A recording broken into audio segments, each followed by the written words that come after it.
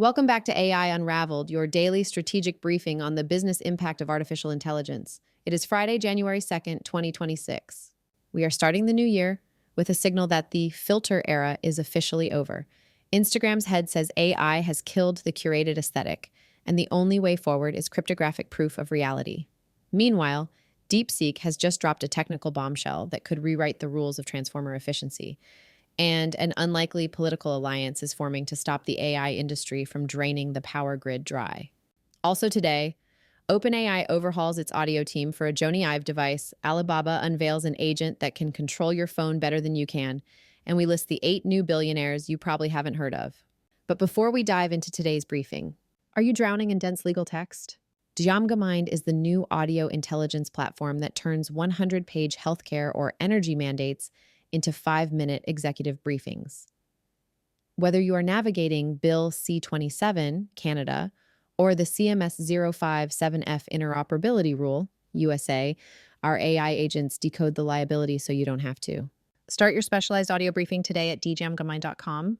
This podcast is created and produced by Etienne Newman, senior software engineer and passionate soccer dad from Canada. Now let's unravel the news. Welcome back to the deep dive.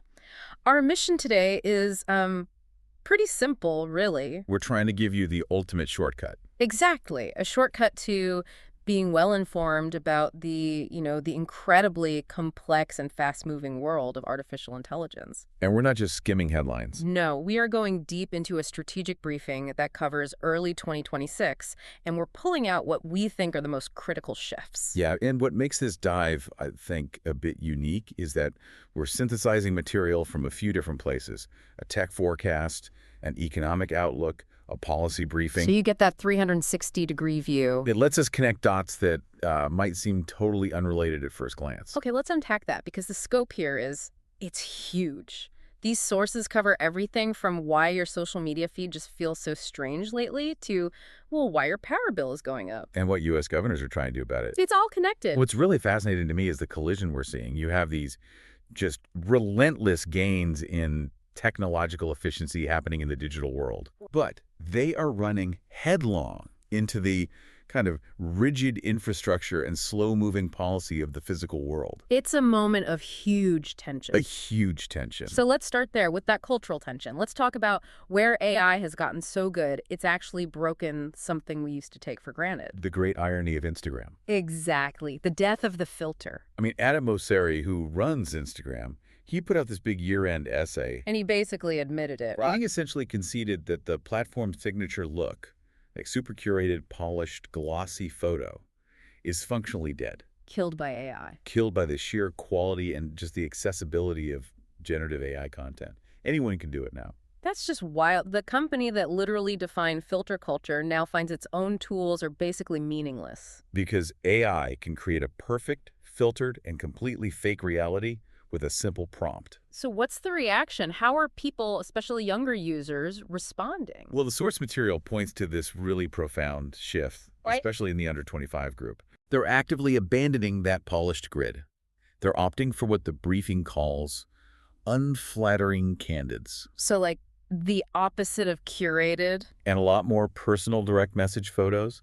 The raw post is now the only proof that something is real. So the lack of polish is the new authenticity. It's the only evidence we have left that something might have actually happened. So how does Mosseri propose to fix this? You can't just weed out the fakes. That's a losing battle. It is. So he's pushing for a really radical fix right at the source. He's talking about cryptographic signing, isn't he? He is. He proposed that camera makers, Sony, Canon, Apple, should build in technology to cryptographically sign photos and videos the moment they're captured. To create an unbreakable chain of custody. Irrefutable proof of origin. If that file hasn't been signed by trusted hardware, you just assume it's not real. That is a huge undertaking, though. Is that actually feasible for 2026, or is it more of a goal? It's a massive, massive lift. But I think it just speaks to how severe the problem is. So what's the short-term fix? Well, in the meantime, Instagram's immediate plan is to, label AI content more clearly, but also,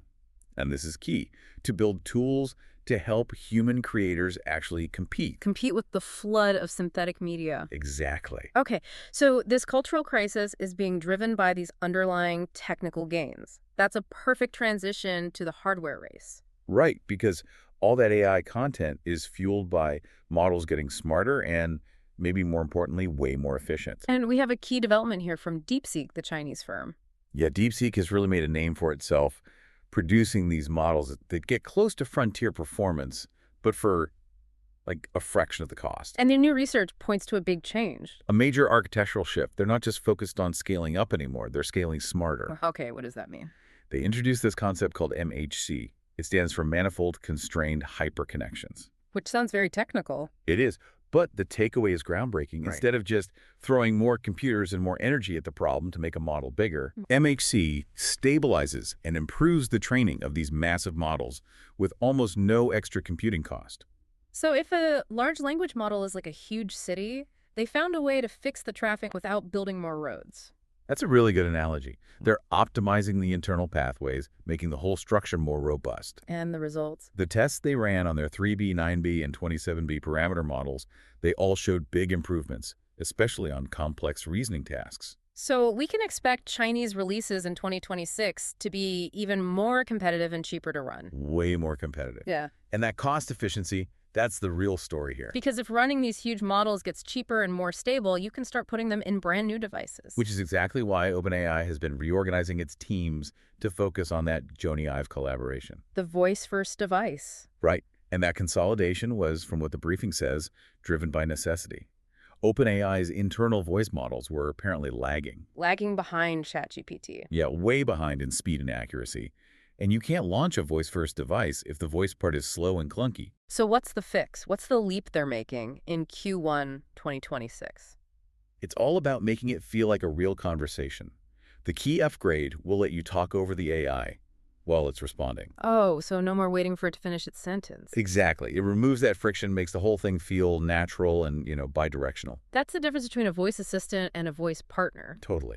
And the device itself, the one from Jony Ive's firm, which OpenAI reportedly bought for $6.5 billion. Wow. It's meant to be a kind of philosophical statement against a smartphone. How so? The explicit design goal from Ive's team is to avoid smartphone-style addiction. So it does its job and then gets out of the way? Exactly. It prioritizes voice, it solves a problem, and then it disappears. It's not designed to hold your attention. So this really connects back to the DeepSeek efficiency gains. Absolutely. The push for cheaper, more stable models is what makes these new kinds of hardware possible in the first place. You need that power to enable a voice-first device designed for anti-addiction. The whole ecosystem is moving towards this low-friction, always-on AI. And that only works if the models are cheap enough to run in millions of devices. Okay, let's shift focus to the money, the financial landscape. Because this efficiency, it's creating enormous wealth, but it's also causing huge disruption. We're seeing two really strong parallel trends. On one hand, you have this instant creation of AI wealth. And on the other, The quiet destruction of legacy white-collar jobs. it's the classic gold rush story. It is. Everyone was watching the gold diggers, the big model makers. But the real generational wealth is being made by the people selling the spades. The spade sellers. So who are they exactly? Why are they so valuable right now? Okay, take a company like Scale AI. They do data labeling. They're huge because every model needs clean, high-quality training data. The demand is basically infinite. Okay, who else? Then you have Cursor, building AI coding tools, Perplexity, the AI search engine, Harvey, which is AI for lawyers, So they're all providing tools that create massive productivity jumps. immediately. And then, of course, there's Figure AI, building the humanoid robots, the physical body for all this intelligence. So the money is flooding into the tools that turn AI potential into actual business functions. But that's the flip side, isn't it? Yeah. That translation means efficiency for the company, but for the employee, it often means their job is obsolete. That's the efficiency bloodletting you mentioned. And it's hitting these high-paying, traditionally stable industries first. The Morgan Stanley analysis on European banking is, frankly, chilling. What are the numbers? They're forecasting 200,000 job cuts by 2030. That's 10% of the workforce across 35 major banks. 200,000. And where are those cuts focused? It's the unglamorous stuff, the back office operations, risk management, compliance, all the repetitive but high oversight work. And they're targeting huge... 30% efficiency gains. Yeah. And you see it everywhere. Goldman Sachs has its 1GS 3.0 push, basically a massive streamlining effort with cuts and a hiring freeze as they automate these roles. So the takeaway is pretty stark. New wealth is being made in the AI tool layer, Right. while the direct impact for many traditional workers is just risk, job risk. And that economic turbulence, plus the sheer physical demand of these new AI companies, is creating a pretty significant political backlash. This is one of the most fascinating parts of the briefing because it highlights this really unusual alignment. Democratic Socialist Senator Bernie Sanders and right-wing Governor Ron DeSantis. Who agree on almost nothing. But they found common ground in their skepticism of the data center boom. It just shows that the issue has gone beyond typical left-right politics. For sure. Sanders is focused on the human cost. He called for a national moratorium on new construction. He's arguing society just isn't ready for this level of job displacement. And DeSantis, he's coming at it from a completely different angle. A totally different one. He's focused purely on resources and states' rights. His AI Bill of Rights. Exactly. And the key part of that is protecting a local community's right to just say no, to block a data center from being built. And his argument is just about physical limits. Simple as that. He's saying the U.S. has a limited grid capacity, and the AI industry is just sucking it dry without paying the full cost. And the numbers seem to back that up. Let's talk about the crisis at PJM interconnection. Right, so PJM is the biggest grid in the country. It serves 65 million people across 13 states. And they're in trouble. They've issued a grave warning. The grid is on track to be 6 gigawatts short of what it needs to be reliable by 2027. 6 gigawatts. For context, how big is that? That is roughly the entire peak electricity demand of a city like Philadelphia. Wow. And the grid monitor said they have never, ever faced a shortfall this big. The risk of system-wide blackouts is going up dramatically. And someone has to pay for this strain on the infrastructure. And that someone is you, the consumer. The price to secure enough power capacity in that region has just exploded. It's the data centers driving it? Directly. Watchdogs estimate $23 billion in costs are attributable just to data centers. They're calling it a massive wealth transfer. Where the cost of corporate AI demand is passed right onto residential power bills. And your electricity prices are forecast to go up another 4% in 2026, on top of the increases we've already seen. So this is a direct, measurable consequence for millions of families. And that strain gets worse because of other regulatory issues. The briefing noted how President Trump's pause on big renewable projects, like a huge offshore wind farm in Virginia, took a lot of planned power off the table right when it was needed most. And regulators are now scrambling to react. Yeah, like in Virginia, the utility regulator is stepping in. Starting in 2027, data centers have to pay for the majority of the cost of any new power lines or plants built to serve them. What about this idea of co-location, of AI companies just building their own power plants? Well, it sounds like a good fix on paper.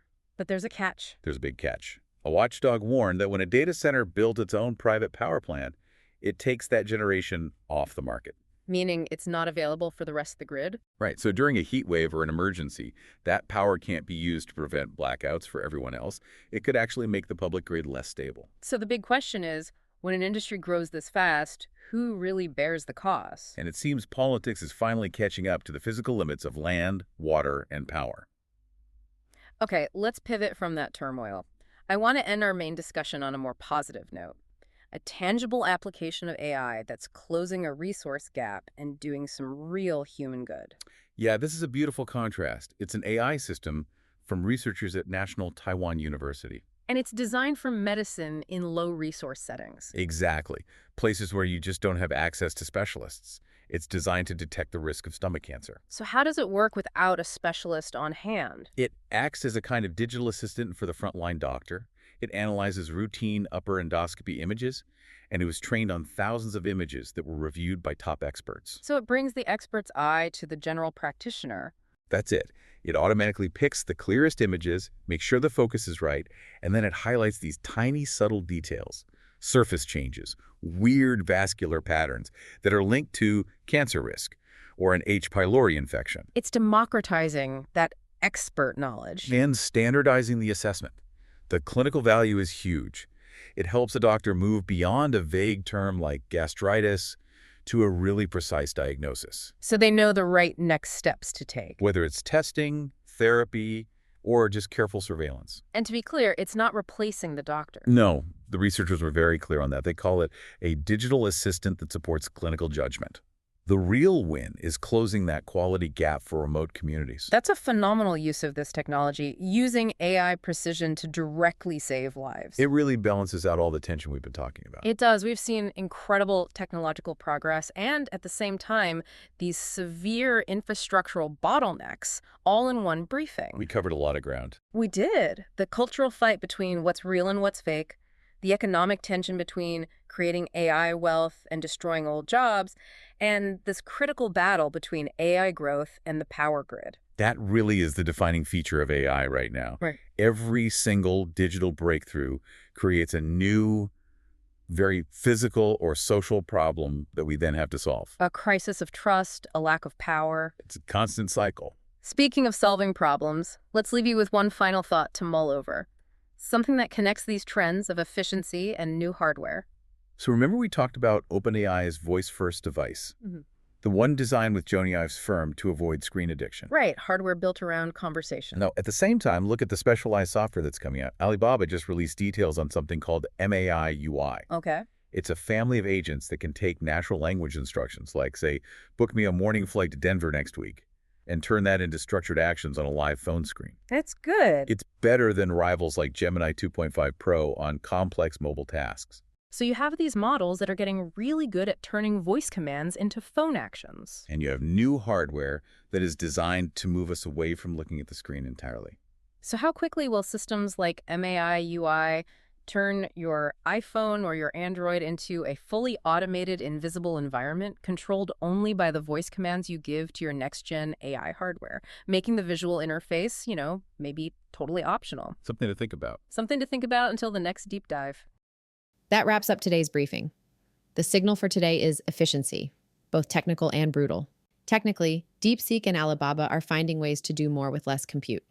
But economically, that same efficiency is forecasting a 200,000 job cut in European banking.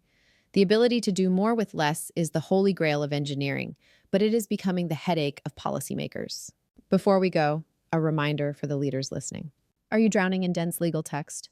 Gemini is the new audio intelligence platform that turns 100-page healthcare or energy mandates into 5-minute executive briefings. Whether you are navigating Bill C-27, Canada, or the CMS 0057F interoperability rule, USA, our AI agents decode the liability so you don't have to.